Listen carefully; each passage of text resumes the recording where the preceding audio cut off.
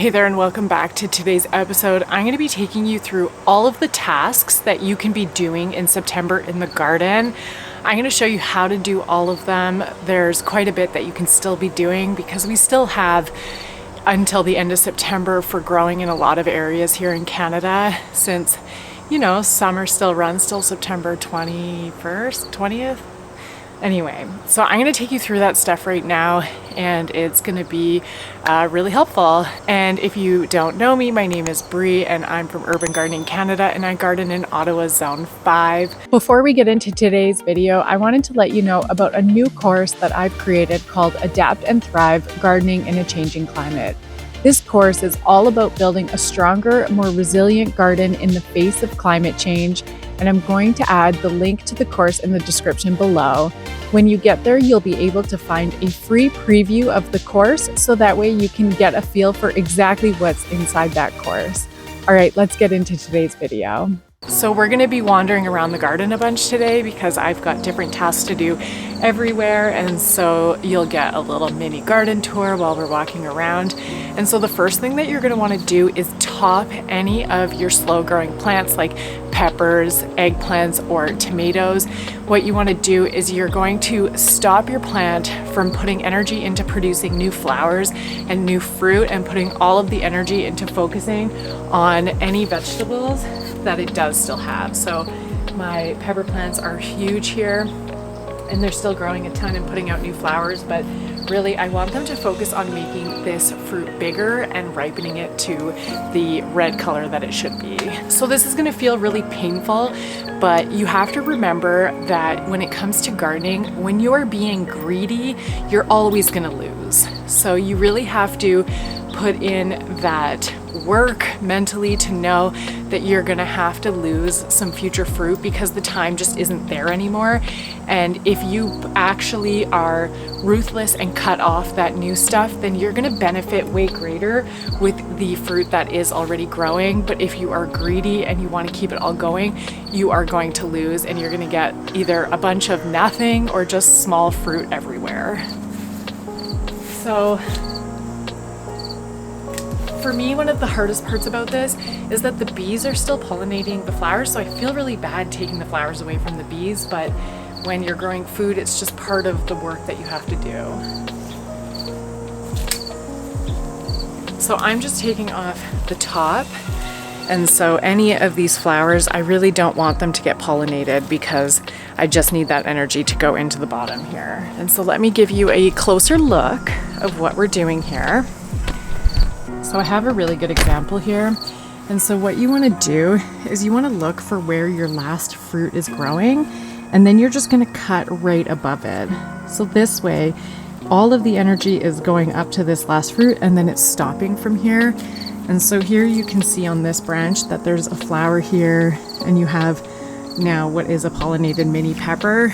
And so again, I don't want any energy going to that pepper, and so I'm just going to cut it off. And so same thing. Technically, I should be taking this off because it's really small, but it's not easy. No matter how many years you're doing this, it's still a really difficult task to be doing. And so I'm going to take that one off because it's small. And so the other thing that I'm doing here is I'm just helping get more sunlight into the pepper plants too, so that way they're going to be able to ripen a little bit quicker. It's hard because these plants are so vigorous. They're doing so well, so it's really hard to slow down such a happy pepper plant. So you're going to want to do this on your tomatoes as well.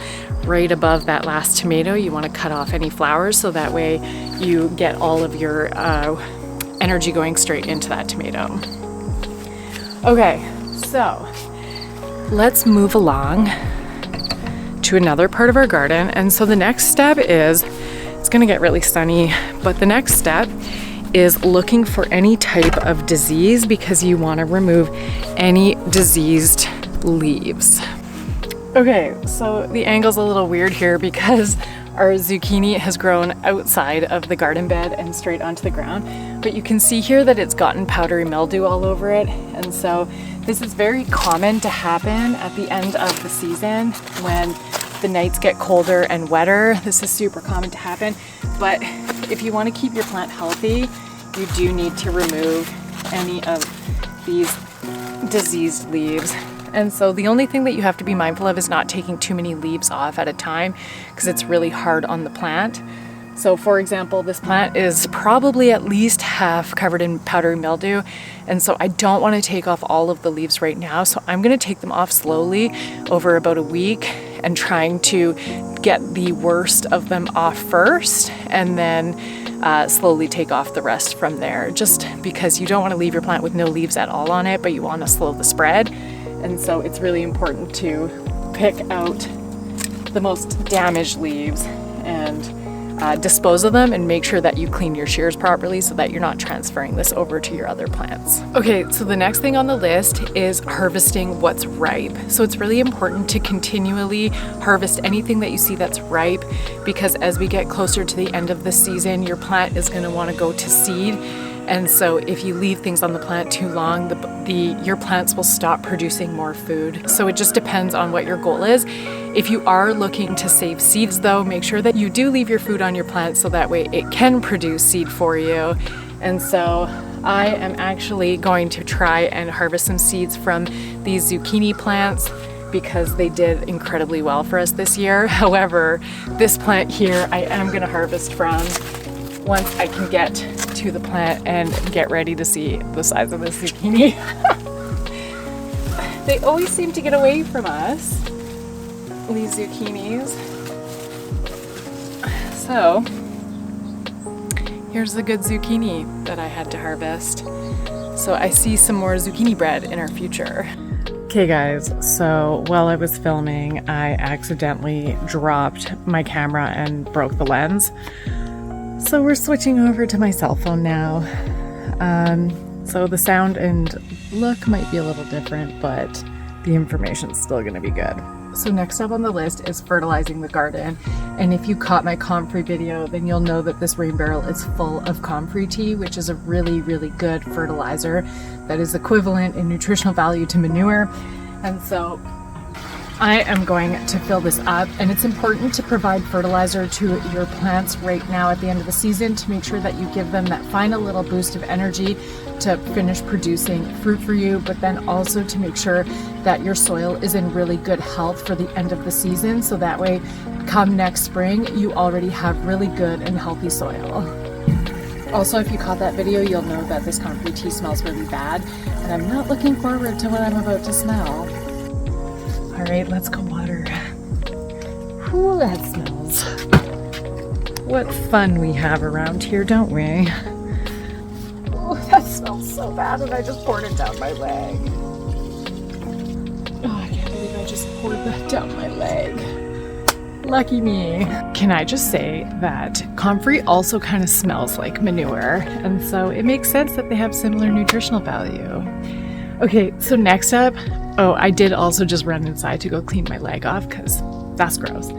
So next up on the list is adding mulch to your garden. And so this is going to, if you don't already have mulch, it's a good thing to add now. And the reason is that it's really good for your garden, so that way you can build up your soil over the winter time, because it's going to break down over the winter, feed your soil, and start you off with a really good spring. What I have readily available to me is grass clippings. And so I am going to use the grass.